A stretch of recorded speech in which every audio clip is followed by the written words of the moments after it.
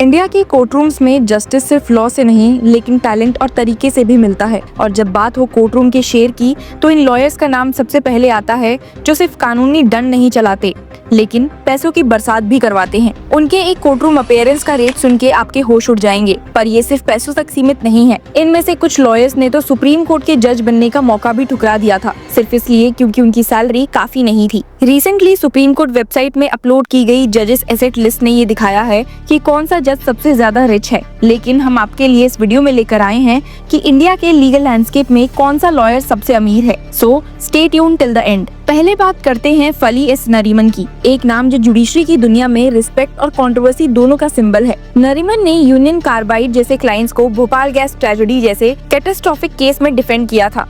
उन्होंने टीएमए, पाई फाउंडेशन और गोलकनाथ जैसे कॉन्स्टिट्यूशनल मैटर्स में भी अपना दम दिखाया। पर वो सबसे ज्यादा चर्चा में आए जब बॉम्बे हाई कोर्ट के जस्टिस एसपी कोतवाल ने उनको सिर्फ 38 साल की उम्र में ही हाई कोर्ट जज बनने का ऑफर दिया था। आपको जानकर हैरानी होगी कि उस वक्त चीफ जस्टिस जेसी शाह की परमिशन भी ली गई थी, पर नरीमन ने मना कर दिया। और इसका रीजन, जज की सैलरी मेरे परिवार को चलाने के लिए काफी नहीं। क्या आप सोच सकते हो कि एक सुप्रीम कोर्ट बेंच का ऑफर पैसों की वजह से रिजेक्ट कर दिया गया? ये सिर्फ इंडिया में ही पॉसिबल है। लेकिन नरीमन का कहना भी ठीक था, क्योंकि उनके एक कोर्ट रूम अपीयरेंस का रेट ₹10 लाख से ₹15 लाख के बीच था। उन्होंने पद्म विभूषण भी जीता, पर जब पैसा और प्रेस्टीज के बीच में चुनाव हुआ तो पैसा जीत गया। अब बारी आती है दूसरे ऐसे वकील की जो काफी प्रचलित है। हरीश साल्वे का नाम काफी लोगों ने सुना होगा, लेकिन उनकी फीस सुनकर आपका कैलकुलेटर भी पिघल जाएगा। ₹12 लाख से ₹14 लाख एक हियरिंग का। लेकिन एक और इंटरेस्टिंग बात ये भी है कि ये वही साल्वे हैं जिन्होंने कुलभूषण जाधव के आईसीजे हियरिंग में इंडिया को सिर्फ ₹1 पर रिप्रेजेंट किया था। क्या आयरनी है ना? कॉर्पोरेट्स के लिए करोड़ का बिल और देश के लिए सिर्फ ₹1। साल्वे ने आईटीसी, टाटा ग्रुप और रिलायंस के केसेस तक लड़े हैं। साल्वे ने एक बार ओपनली कहा था, मैं पब्लिक इंटरेस्ट लिटिगेशन करते वक्त पैसा नहीं देखता, पर कमर्शियल केसेस में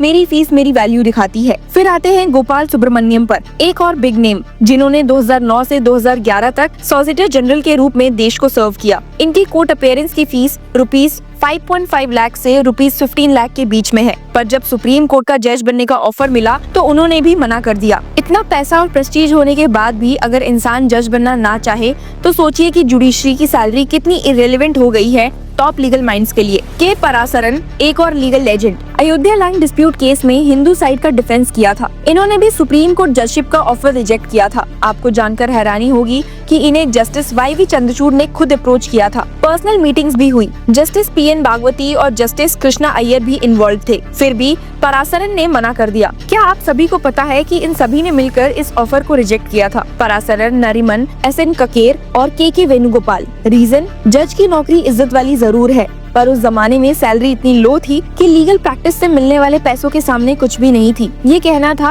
एस नरीमन का। और तभी ये बात क्लियर हो गई थी कि इंडिया में टॉप टायर लॉयर्स जज से ज्यादा पैसा और पावर लीगल प्रैक्टिस से कमा सकते हैं। तो जब आप सोचते हो कि जज बनना सबसे प्रेस्टिजियस है तो इन लॉयर्स के डिसीजंस आपकी सोच को चैलेंज करते हैं। Let's now do a quick see through of the 2024 की सबसे रिच और पावरफुल लॉयर्स की लिस्ट में कौन आते हैं। सबसे पहले है फली एस नरीमन, ₹10 to 15 लाख पर appearance, known for Bhopal gas tragedy, constitutional battles and rejected high court judgeship. Second, Harish Salve, ₹12 to 14 lakh पर अपीयरेंस, कॉर्पोरेट्स का फेवरेट और कुलभूषण जाधव केस में देश के लिए ₹1 में लड़ने वाले एक्स सॉलिसिटर जनरल। तीसरे हैं Gopal Subramanium, ₹5.5 to 15 lakh fees, ex solicitor general, turn down Supreme Court bench, deep respect in constitutional circles. और फिर आते हैं K Parasaran, ₹10 to 12 lakh of fees, defended Hindu side in Ayodhya case, refuse Supreme Court judgeship, called pitamah of Indian bar. पांचवे हैं अभिषेक मनु सिंघवी, जिनकी legal fees ₹6 to 11 lakh तक very करती है।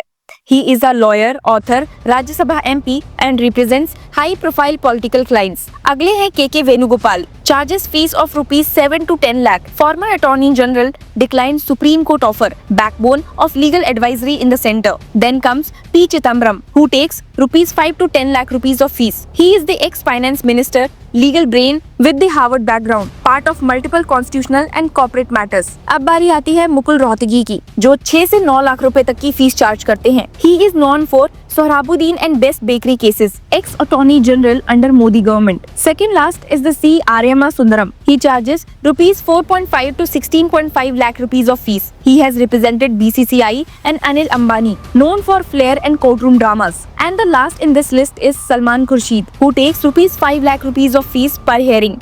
He is the ex-law minister, Oxford educated and balances politics with active Supreme Court practice. अब आप सोच रहे होंगे कि इतनी ज्यादा फीस का क्या जस्टिफिकेशन है? Well, हरीश साल्वे ने एक बार कहा था, when corporates make billions, it is only fair their advocates are paid in crores. We don't charge them for charity, we charge them for the stakes involved. इसमें झूठ तो कुछ नहीं है, लेकिन ये गैप जज और लॉयर के फाइनेंशियल स्टेटस में एक फंडामेंटल फ्लॉ को दिखाता है। पब्लिक और जुडिशरी के बीच जो ट्रस्ट गैप है वो भी इस डिस्पैरिटी की वजह से बढ़ता है। जब लोग देखते हैं कि एक लॉयर कोर्ट में 15 लाख कमा रहा है और वही जज 2.5 लाख मंथली सैलरी में काम कर रहा है, तो सवाल जरूर उठते हैं कि क्या सच में जज सबसे बड़ा होता है। एक बार नरिमन ने पब्लिक फोरम में कहा था, India's judiciary is not attracting the best minds anymore because the best minds are in the court and not on the bench. ये बात सिर्फ एक क्रिटिक नहीं, एक वेकअप कॉल थी। और यहाँ एक और कंट्रोवर्सी है। कई बार ये टॉप लॉयर्स जजेस बनने के बाद जुडिशियल एक्टिविज्म को ओवररीच कहकर क्रिटिसाइज भी करते हैं, लेकिन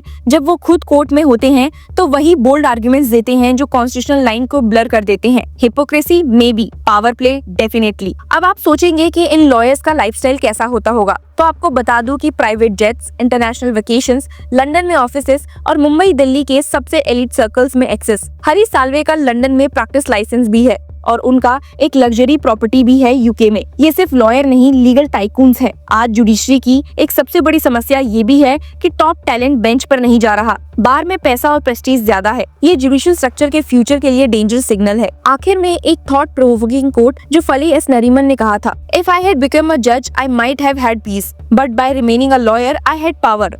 इस कोर्ट में वो पूरी स्टोरी है जो इंडिया के रिचेस्ट और मोस्ट इन्फ्लुएंशियल लॉयर्स की कहानी को समराइज करती है। ये है कोर्टरूम की असली किंग मेकर्स की कहानी, जहां जस्टिस और जजमेंट के बीच खड़ा है पैसा, पावर और प्रेस्टीज। अगर आप और भी ऐसे लॉयर्स को जानते हैं who charge so much for their per hearing, then do comments their name in the comment section and keep following Law Chakra. Hello law lovers and justice seekers, welcome to Law Chakra. हम आपके लिए लेकर आए हैं कुछ बहुत ही exclusive. Introducing Law Chakra prime membership, जो आपको देगा exclusive access like never before.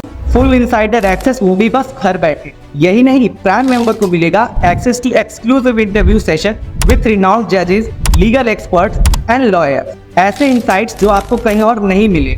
इसी के साथ अगर आप कभी सोचे कि हम कैसे लेकर आते हैं आपके लिए ये लीगल अपडेट्स, तो इसके लिए भी प्राइम मेंबर्स के लिए है हमारे पास एक special sneak peek behind the scenes of law chakra. Brainstorming session से लेकर ब्लूपर्स तक सब कुछ। In short, more content, more update and more analysis. Political legal controversies हो या इन डेप्थ लीगल सेशंस, सब कुछ आपको मिलेगा एट वेरी मिनिमल प्राइस। बनिए लॉ चक्र की प्राइम मेंबर और अनलॉक कीजिए full potential of legal knowledge. अभी ज्वाइन कीजिए।